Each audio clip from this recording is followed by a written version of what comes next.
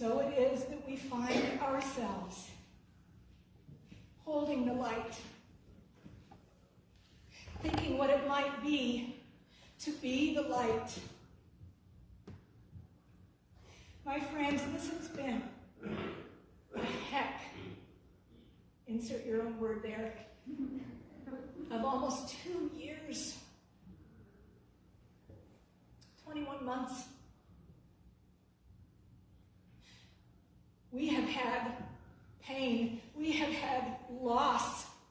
We have had grief, loss of life, loss of relationships, divisions over different views on things in our families, in our neighborhood, colleagues, and around our nation. The breath that is spewed forth every day has a tinge to it, as every person is out to get the most clicks. The clickbait, they want you to open up and read and agree with or disagree and say, that's awful, that's wrong, or yeah, you said it. We're divided in school systems. We have school board members who are threatened for trying to do their best to care for our staff and our students. We have companies that are struggling to fully staff themselves, and we have staff members that are nervous about providing the services in a safe way. We have flight attendants getting assaulted.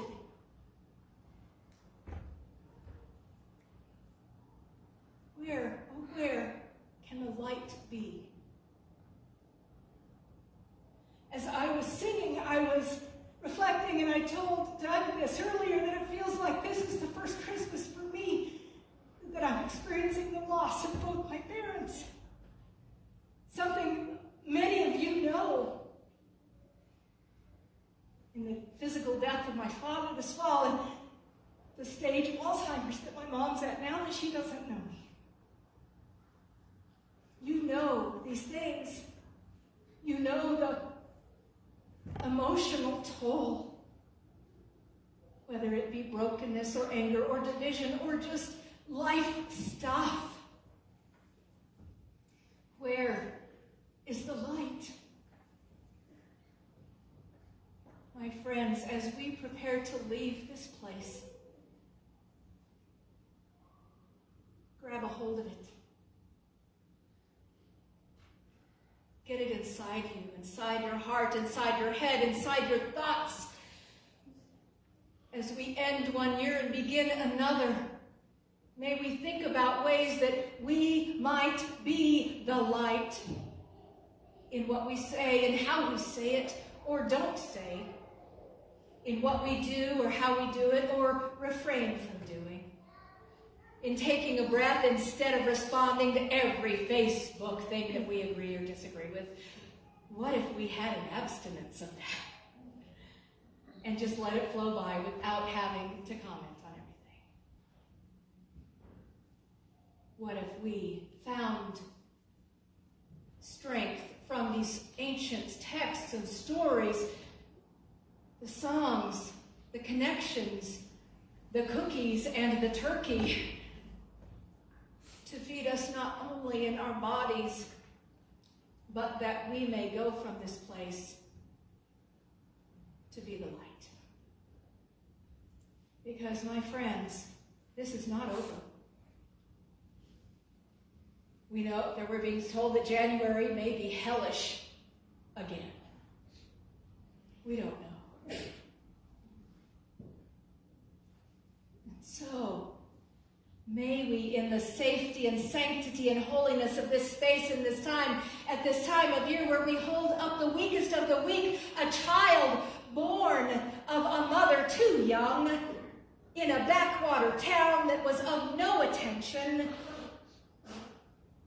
there it was that God chose to reside. And something happened. I wasn't there. I don't know exactly what happened, but something happened that has impacted people's lives and stories and relationships and brought healing and has brought words of justice rolling down like rivers echoing the prophets and righteousness like a stream. And my friends, we're in a time when the world is parched. Where can we find the light?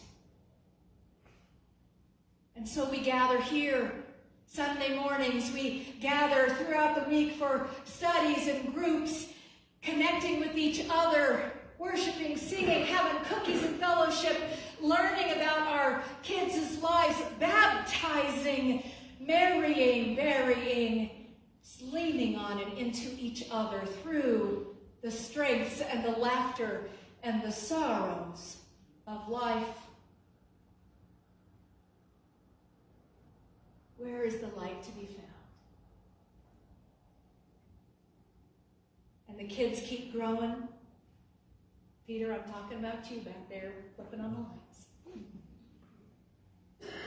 And the young adults and the adults and the families, those who are experiencing fullness and health and those who are experiencing brokenness or uncertainty. Could this be a place for the light to reside and grow?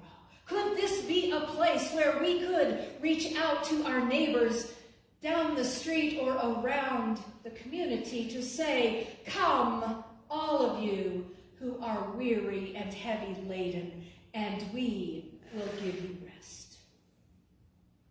Could this be a place where not only bodies are fed at fellowship time, but minds and spirits and differences inquired about and talked about civilly? Could this be a place where the light could be found? Wherever you find yourself on the journey of life or faith, family, friendship, work, may you receive this light, because when we blow it out, it becomes us. May we go forth to be the light to the world that is so desperately needed. And may we shine for all the world to see.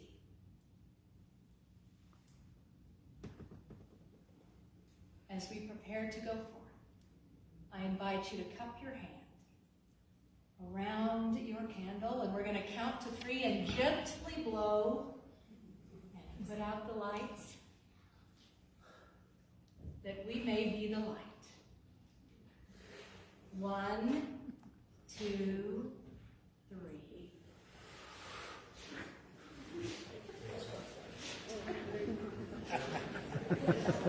Took a few times there, Greg. Me too. The Lord bless you and keep you. Merry Christmas! Merry Christmas!